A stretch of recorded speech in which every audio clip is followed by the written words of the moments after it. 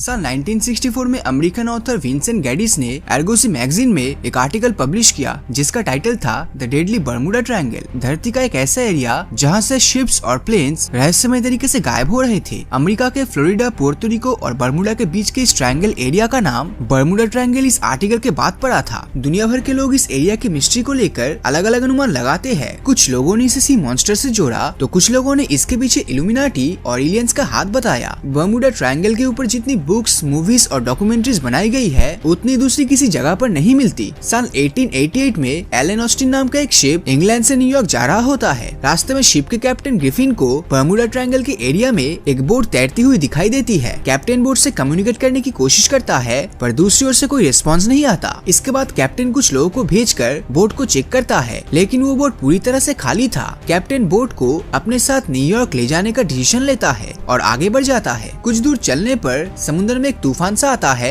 जिसके बाद बोट पर मौजूद एलन ऑस्टिन के सारे क्रू मेंबर्स गायब हो चुके थे। पर सरप्राइजिंगली बोट को कुछ नहीं होता। कैप्टन ग्रिफिन अपनी शिप को लेकर न्यूयॉर्क पहुंचते हैं और उनके साथ हुई घटना न्यूज़पेपर की हेडलाइन बन जाती है। 7 नवंबर 1872 को मेरी सेलेस्टी नाम की एक शिप न्यूयॉर्क से इटली के लिए रवाना होता है पर बर्मुडा ट्रायंगल के इलाके में उसके साथ कुछ मिस्टीरियस होता है और वो गायब हो जाता है। कई दिनों तक समुद्र के कोने कोने की तलाश करने के बाद भी इसका कोई सबूत नहीं मिलता। पर इसके करीब एक महीने बाद मेरी सेलेस्टिया को उसी एरिया में देखा जाता है। वो शिप एकदम सुरक्षित थी, यहाँ तक इसमें सवार लोगों के खाने की प्लेट्स तक सजी हुई थी। पर जहाज के कैप्टन से लेकर क्रू मेंबर्स और पैसेंजर्स सभी गायब थे और उनका पता आज तक नहीं चला। 5 दिसंबर 1945 को यूएसए के फाइटर प्लेन्स का एक ग्रुप कॉम्बैट ट्रेनिंग के लिए फ्लोरिडा से निकलता है। इसमें स्क्वाड्रन में 5 फाइटर प्लेन्स थे और इसके लीडर्स थे लेफ्टिनेंट चार्ल्स। ये चिकन ड्रॉप नाम की जगह पर बॉम्ब गिराकर ग्रैंड बहामास से होते हुए वापस फ्लोरिडा आने वाले थे। पर बर्मुडा ट्रायंगल के एरिया में आते ही मौसम अचानक से खराब होने लगता है। चार्ल्स वापस लौटने का डिसीजन लेता है पर यहाँ उनके सामने एक प्रॉब्लम थी। चार्ल्स जब कॉम्पास के जरिए डायरेक्शन जानने की कोशिश करता है तो पता चलता है कि उनका कॉम्पास खराब हो चुका है। सिर्फ उनका नहीं बल्कि पूरे टीम का कॉम्पास काम नहीं कर रहा था। चार्ल्स और उनके पूरे क्रू मेंबर्स तब तक खो चुके थे। उनको खोजने के लिए जो दूसरा प्लेन भेजा गया था वो भी गायब हो गया था। दूसरे प्लेन ने गायब होने से पहले एक लास्ट सिग्नल भेजा था जिसमें पायलट ने बताया कि उसने 100 फीट की हाइट पर कुछ जलता हुआ देखा है। महान एक्सप्लोरर क्रिस्टोफर कोलंबस ने भी अपनी डायरी में कुछ ऐसा ही लिखा था। साल 1942 में जब वो इस एरिया से गुजर रहे थे तो उनके कॉम्पास ने काम करना बंद कर दिया और उन्होंने आसमान से गिरती हुई रोशनी भी देखी। अब मैं आपको एक ऐसी घटना बताने वाला हूँ, इसको सुनकर आप यकीन नहीं करोगे। ब्रूस गैर्नर नाम का एक पायलट बहामास और फ्लोरिडा के बीच रेगुलर ट्रैवल करता था। उनके प्लेन की maximum speed 180 miles per hour थी और दोनों जगहों की डिस्टेंस 225 मील्स थी। इस हिसाब से उन्हें डिस्टेंस कवर करने में करीब 1.5 घंटे लगते थे। पर एक दिन जब ये बर्मुडा ट्रायंगल के ऊपर 10,000 फीट की हाइट पर प्लेन उड़ रहा था तब अचानक मौसम खराब होने लगता है। ब्रूस के प्लेन्स को डार्क क्लाउड्स घेर लेते हैं और उसके सारे इंस्ट्रूमेंट्स काम करना बंद कर देता है। ग्राउंड कंट्रोल टीम से भी ब्रूस का कांटेक्ट टूट जाता है। उन्हें कुछ भी नहीं दिखाई दे रहा था। वो बस जान बचाने के लिए प्लेन को आगे बढ़ाए जा रहे थे। तभी मौसम फिर से साफ होता है और ब्रूस फ्लोरिडा पहुंच जाता है। शॉकिंग बात तो ये थी कि ब्रूस सिर्फ 45 मिनट्स में फ्लोरिडा पहुंच चुका था, जो प्रैक्टिकली इम्पॉसिबल था। ये घटना हमारे दिमाग में कई अनसुलझे सवाल छोड़ देते हैं और बर्मुडा ट्रायंगल की मिस्ट्री को और भी गहरा कर देते हैं। पर सोचने वाली बात तो ये है कि जिस जगह पर बर्मुडा ट्रायंगल स्थित है वहाँ प्लेन्स और शिप्स रियली नहीं जाते, बल्कि आज की डेट में वो दुनिया के बिजिएस्ट ट्रांसपोर्ट रूट्स में गिने जाते हैं। इस एरिया को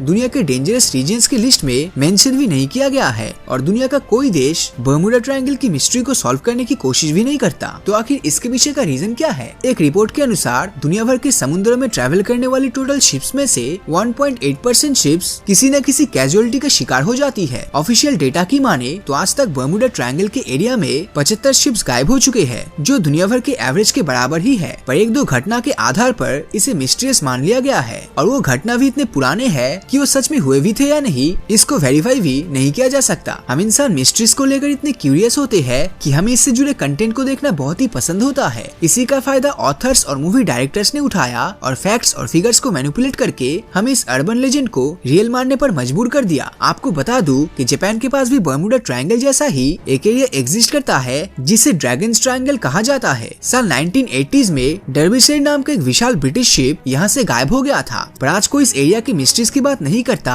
क्योंकि इसे बर्मुडा ट्रायंगल की तरह ग्लोरीफाई नहीं किया गया। मैंने आपको मेरी सेलेस्टी शिप की कहानी सुनाई जिसका क्रू बर्मुडा ट्रायंगल से गायब हो गया था, पर इस घटना में कुछ ऐसे फैक्टर्स भी थे जिनके की कोई बात नहीं करता। इन्वेस्टिगेशन में पता चला था कि मेरी सेलेस्टिया शिप के कैप्टन ने इसका भारी इंश्योरेंस कराया था और उसने ये फेक इंसिडेंट सिर्फ इंश्योरेंस क्लेम हासिल करने के लिए किया था। इसका स्ट्रॉन्ग एविडेंस ये था कि शिप भले ही इंटैक्ट थी पर उसमें एक भी लाइफ बोट नहीं थी। बात करें कॉम्पास के फेल होने की, तो दुनिया में ऐसी कई जगह है जहाँ धरती की मैग्नेटिक फील्ड्स में एबनॉर्मलिटी देखने को मिलती है और उसमें से एक बर्मुडा ट्रायंगल का एरिया भी है। यही कारण है कि यहाँ पर कॉम्पास का डायरेक्शन का पता नहीं लग पाता। अब क्योंकि आज हमारे पास कॉम्पास से एडवांस टेक्नोलॉजी आ चुकी है, तो मॉडर्न टाइम्स में ऐसी कोई घटना देखने को नहीं मिलती। दोस्तों, बर्मुडा ट्रायंगल के नीचे समुद्र में मीथेन हाइड्रेट की फील्ड है। यहाँ पर से मीथेन इरप्ट होकर पानी के साथ मिलने पर बबल्स क्रिएट करती है और इससे वाटर की डेंसिटी कम हो जाती है। अगर सेम टाइम पर उसके ऊपर से कोई शिप्स निकलती है तो डेंसिटी कम होने के कारण वो पानी में डूब जाएगी